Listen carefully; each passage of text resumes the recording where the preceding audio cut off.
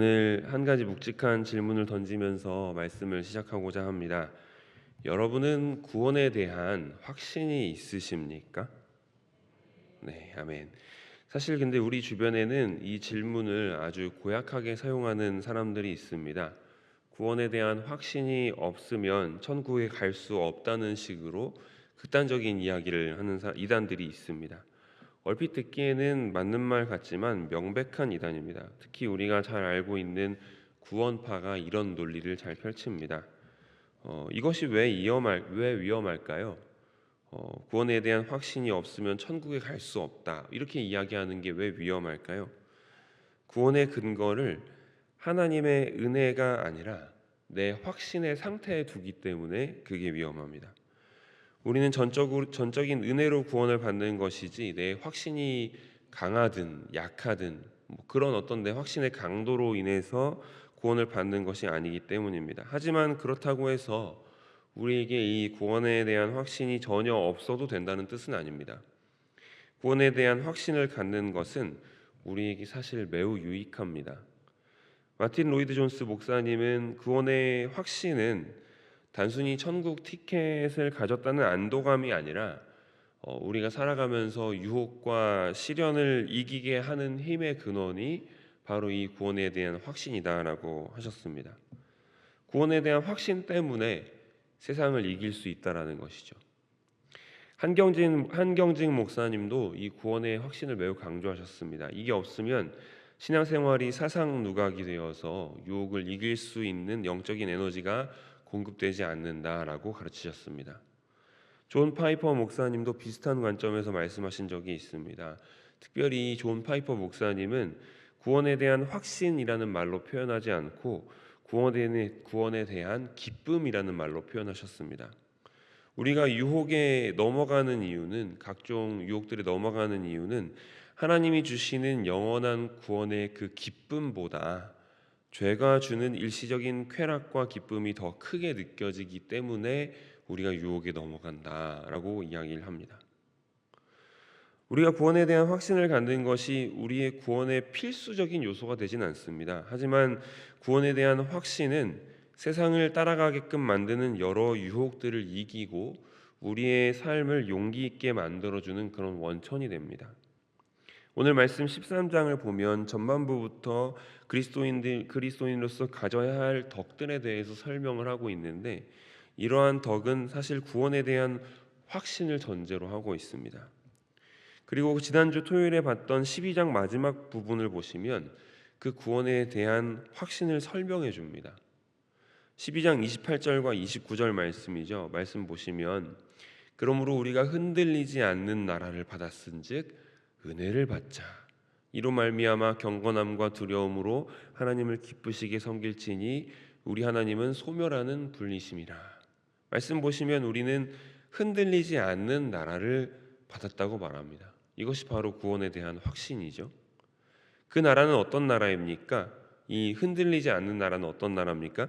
26절과 27절에 보시면 하나님이 말세에 세상을 막 진동시킵니다. 그렇게 세상을 막 흔들어댈 때 쓰러지는 것들은 다 쓰러지게 내버려 두고 쓰러지지 않고 흔들리지 않는 것을 영존하게끔 영원히 존재하게끔 하여 그 결과로 온 나라가 바로 흔들리지 않는 나라입니다. 그 나라가 바로 우리가 받는 나라입니다. 우리가 가지는 확신은 이겁니다. 그리스도의 십자가의 대속의 은혜를 통해 우리가 하나님의 양자가 되고 이 흔들리지 않는 나라를 상속받았다는 것입니다.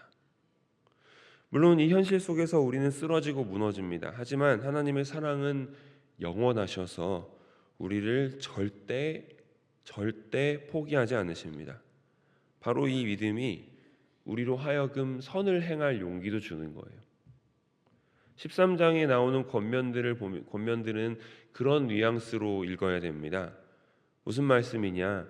복음을 확신하기 때문에 어떤 역경이 있더라도 1절 형제 사랑하기를 계속하는 것입니다. 어떤 역경이 있더라도 복음을 확신하기 때문에 어떤 역경이 있더라도 손님 대접하는 것을 잊지 않는 것입니다.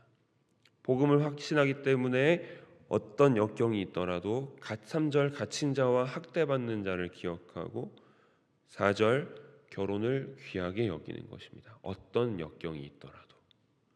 가정은 하나님 나라의 기초입니다. 절대 포기하시면 안 됩니다. 복음을 확신하기 때문에 어떤 역경이 있더라도. 그래서 마찬가지로 5절 돈을 사랑하지 말라고 말씀합니다. 역경은 불안을 일으켜 눈에 보이는 확실한 것을 붙잡도록 우리를 채근합니다. 하지만 복음은 그리스도께서 우리를 떠나지 않으실 것이기 때문에 확신하고 안심하라고 약속합니다. 때로는 역경은 어떻습니까? 우리에게 너무 힘이 들면 책임져야 할 것을 책임지지 않아도 되게끔 만들어주기도 합니다. 너무 힘드니까 그만 사랑해도 되겠지. 너무 힘드니까 그만 희생해야지. 너무 힘이 드니까 자식들도 포기하고 배우자도 포기해도 되겠지. 너무 힘드니까 지금 학대받는 사람 모른 척해도 되겠지.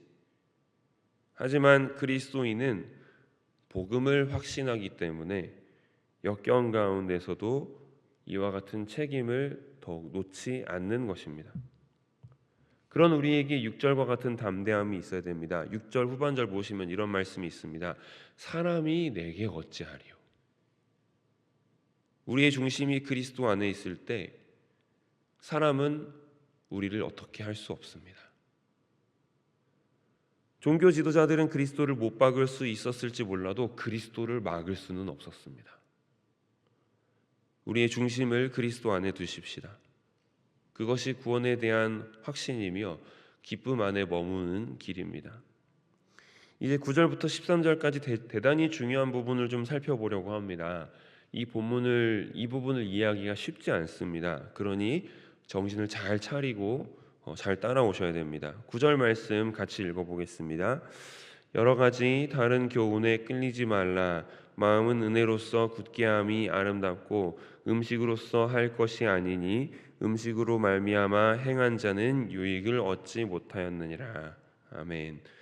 일단 9절 전반절에 보시면은 여러 가지 다른 교훈에 끌리지 말라고 합니다. 여기서 다른 교훈은 뭘까요? 당시 이 히브리서 이제 기자의 입장에서의 다른 교훈과 또 바울이 말하는 다른 교훈들은 좀 약간 성격이 다른데 여기서 이제 그 서신서들마다 다른 교훈이 나와 있는 이제 서신서들이 많이 있습니다만 각자가 말하는 뜻하는 바가 조금씩 다릅니다. 이 히브리서의 정황에서는 어떠한가? 당시 성도들은 유대교의 행위 중심적인 구원으로 돌아가라는 그런 유혹을 받았습니다. 안식일에 자동으로 전층 버튼이 눌리는 엘리베이터를 타며 규칙을 지켰다고 하는 그런 모습들 말입니다. 어제 목사님께서 말씀하셨었죠. 그런 종류의 교훈에 이끌리지 말라고 하는 겁니다. 9절 계속 이어서 보시면 마음은 은혜로서 굳게함이 아름답고 음식으로서 할 것이 아니라고 말합니다. 여기서 음식은 이전의 유대교적인 정결법 형식을 뜻합니다. 유대교에서는 음식을 조절하고 어떤 규칙을 잘 지킴으로써 그들의 마음이 실제로 정화되고 깨끗하게 된다고 믿었습니다. 정결한 음식을 먹어야 된다. 부정한 음식은 먹지 말아라. 정결한 음식을 먹음으로써 우리의 마음을 깨끗하게 정결하게 유지하자. 그렇게 될 수 있다고 믿었습니다. 하지만 실제로 우리의 영혼은 그렇게 되지 않는다는 얘기입니다. 무엇을 통해 우리 마음이 아름답고 정결하게 된다고 하는 겁니까? 오늘 말씀 보시면 우리의 마음은 오로지 하나님께서 주시는 은혜로서 그런 영적인 음식을 통해서만 오직 은혜를 통해서만 우리의 영혼이 정결하게 됩니다. 10절에 아주 신비로운 말씀이 나옵니다. 10절 말씀 같이 읽어보겠습니다. 우리에게 제단이 있는데 장막에서 섬기는 자들은 그 제단에서 먹을 권한이 없나니. 이 부분 아주 주의하셔서 보셔야 되는데요. 저희가 이 말씀 10절 말씀을 이해하기 위해서 두 가지를 구분하셔야 됩니다. 첫 번째 본문에 보시면 첫 번째는 제단입니다. 우리에게 있는 제단.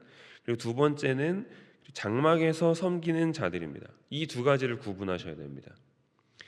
계속 10절 계속 보십시오. 저 보지 마시고 10절 보십시오. 10절에서 우리에게 있는 제단은 예수 그리스도를 뜻합니다. 우리에게 있는 제단이요. 히브리서 기자를 쓴 그 히브리서 기자가 이제 우리라는 표현을 한 거죠, 그죠? 우리에게 있는 제단, 그것은 예수 그리스도를 뜻하고, 그에 반해 장막에서 섬기는 자들은 이전에 유대교 제사장들을 말합니다. 히브리서 기자는 그래서 이 유대교 제사장들, 즉 장막에서 섬기는 자들은 그리스도인들의 제단에 참여할 수 없다라고 말하고 있는 것입니다. 그 이유가 무엇인가? 히브리서 기자는 이것을 우리 이제 한국인들보다는 유대인들이 이해하기 쉽게 이 본문을 이렇게 기록합니다. 그 이유가 무엇인가?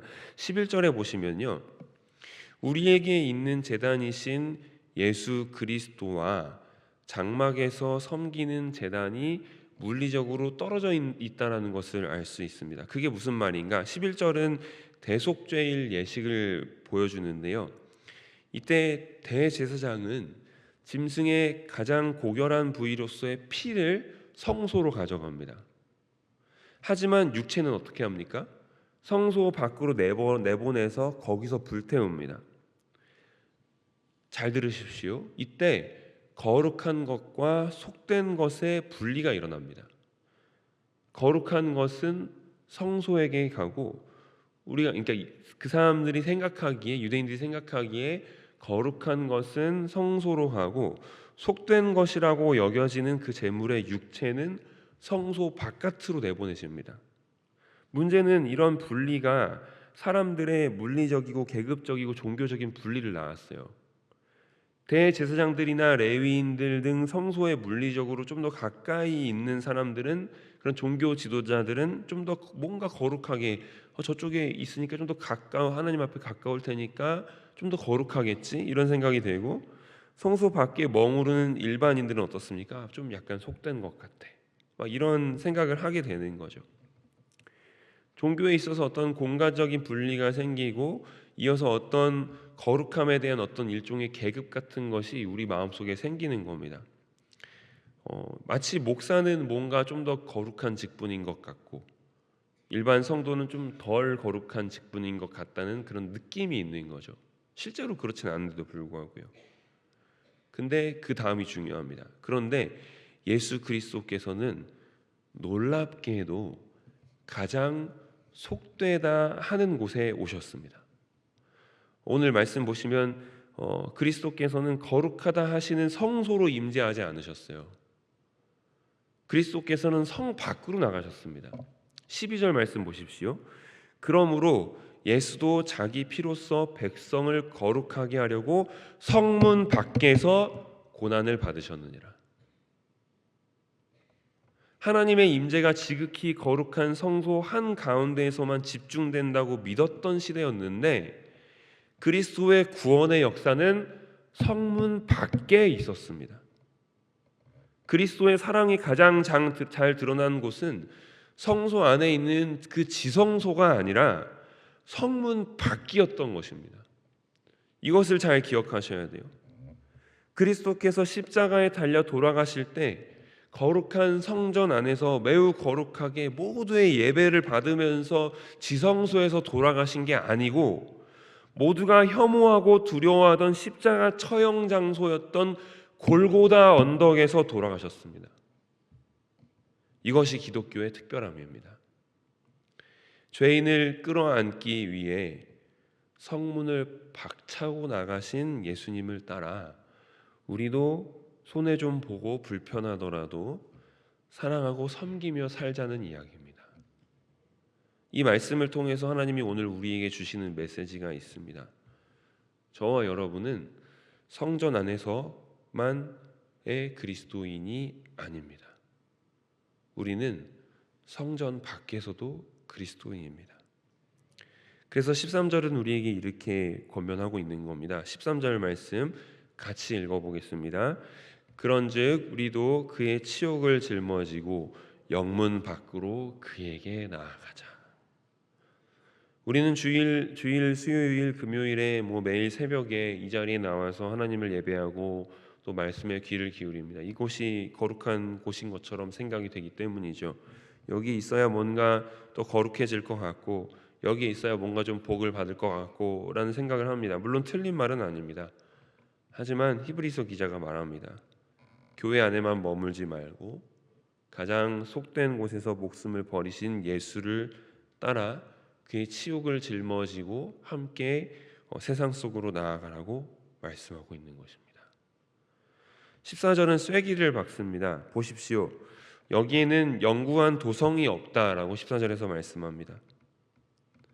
영구한 성소도 없다라는 말과 같습니다. 우리가 사는 이 세상에는 영원한 도성이란 없습니다. 나라도 부유함도 심지어 안타깝긴 하지만 우리 교회 건물조차도 언젠가는 끝이 있을 것입니다. 물론 우리 교회가 이제 28주년을 지나가면서 50주년, 100주년 계속 나아가기를 원합니다. 하지만 언젠가는, 우리가 언젠지는 알지 못하지만 언젠가는 끝이 있을 것입니다. 히브리서 기자가 이 글을 쓸 때에도 이미 많은 종교들이 생기고 사라졌습니다. 우리도 마찬가지입니다. 우리 시대도 마찬가지입니다. 그리스도인들은 한번 쌓은 성 안에 계속해서 안전하게 머무르지 않고 끊임없이 밖으로 나아갑니다. 왜냐? 장차 올 그리스도의 통치와 새로운 질서를 위해서입니다. 성도 여러분, 장차 올 것을 찾는다라는 말은 가만히 앉아서 기다린다는 뜻이 아닙니다. 이것은 마치 폭풍 속으로 뛰어드는 모험가와도 같습니다. 유진 피터슨의 글에 등장하는 박물학자이자 탐험가인 존 뮤어의 이야기를 소개하면서 오늘 말씀을 마무리하고자 합니다. 존 뮤어는 미국의 국립공원의 아버지라고 불릴 만큼 자연을 사랑하는 사람이었습니다. 그가 어느 날 시에라의 네바다 산맥을 탐험합니다. 탐험하던 도중에 엄청난 폭풍우가 몰아쳤습니다. 보통 그런 일이 생기면 어떻습니까? 빨리 피해야 되겠죠?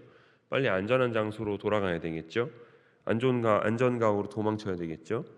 오두막 안에 들어가서 모닥불을 지펴놓고 자연의 광포함을 구경하면서 따뜻한 차 한 잔 마시는 그런 모습을 저희들이 상상해 볼 수 있습니다. 하지만 그는 그렇게 하지 않습니다. 모든 생명체가 바위 틈으로 안전한 오두막으로 숨어들 때 그는 거꾸로 산 정상을 향합니다. 그리고 그곳에서 가장 높이 솟은 전나무 꼭대기에 기어 올라갔습니다. 나무가 미친 듯이 휘청거리고 금방이라도 꺾일 것 같은 그런 아찔한 나무 꼭대기에서 이 존 뮤어는 폭풍으로 온 몸으로 맞습니다.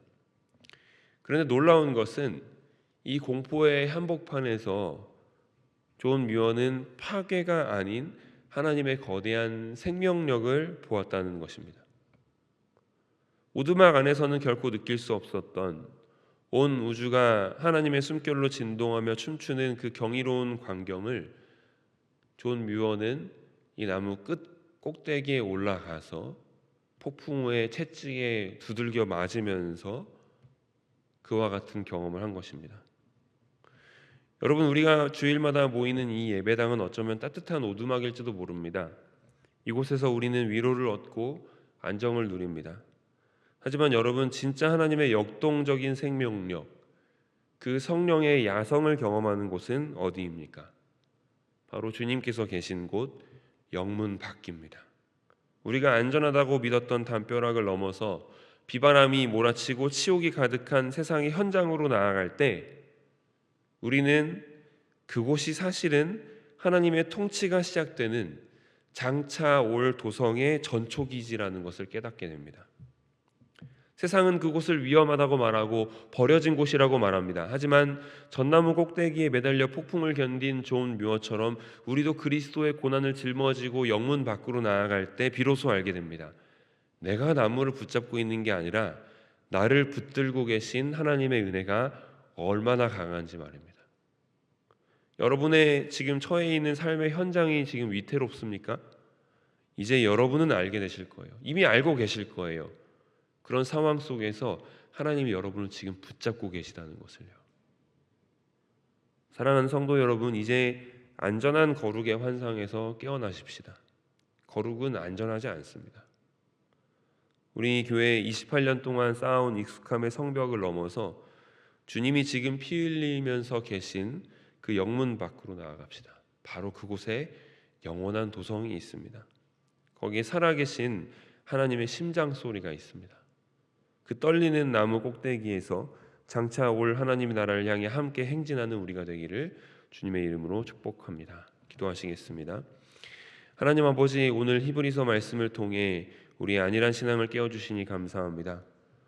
그동안 따뜻한 오두막 같은 성전 안의 안락함을 거룩함이나 착각하며 살진 않았습니까? 내가 만든 확신과 내가 지킨 규칙의 성벽 안에 갇혀서 정작 성문 밖에서 피 흘리며 우리를 기다리시는 주님을 외면하진 않았습니까? 주님, 간구합니다. 우리에게 흔들리지 않는 나라를 상속받은 자의 배짱을 허락하여 주시옵소서. 사람이 내게 어찌하리요? 라는 이 담대한 고백이 우리의 심장 소리가 되게 하시고, 세상의 유혹과 시련 앞에서도 구원의 기쁨을 빼앗기지 않는 견고한 믿음을 주시옵소서. 이제 우리가 오두막의 문을 열고 영문 밖으로 나아갑니다. 세상은 그곳을 위험하다 말하고 버려진 곳이라 말하지만 그곳은 우리 주님이 자기 몸을 온전히 불사르며 사랑을 증명하신 가장 거룩한 지성소임을 믿습니다. 하나님, 지금 삶의 폭풍 가운데서 휘청거리는 전나무 꼭대기에 매달린 것 같은 성도들이 있습니까? 금방이라도 나무가 꺾일 것 같고 내 손에 힘이 다 빠져나간 것 같은 그런 절망 중에 있는 영혼들을 붙들어 주시옵소서. 그 위태로운 나무 위에서 나를 붙들고 계신 하나님의 은혜가 얼마나 강한지를 목격하게 하여 주시옵소서. 폭풍 너머에서 하나님의 생명력을 보게 하시고 그 고난의 현장이 바로 장차 올 영원한 도성의 전초기임을 깨닫는 은혜를 허락하여 주시옵소서. 우리 교회가 끊임없이 세상을 향해 영문 밖을 향해 나아가는 공동체가 되게 하여 주시옵소서. 성벽 안에 안주하지 않고 그리스도의 통치를 소망하며 함께 걸어가는 그런 나그네들이 되게 하여 주시옵소서. 오늘 하루도 각자의 삶의 현장을 성문 밖으로 흩어지는 성도들의 발걸음과 함께 하여 주실 줄로 믿으며 예수 그리스도 이름으로 기도드립니다. 아멘.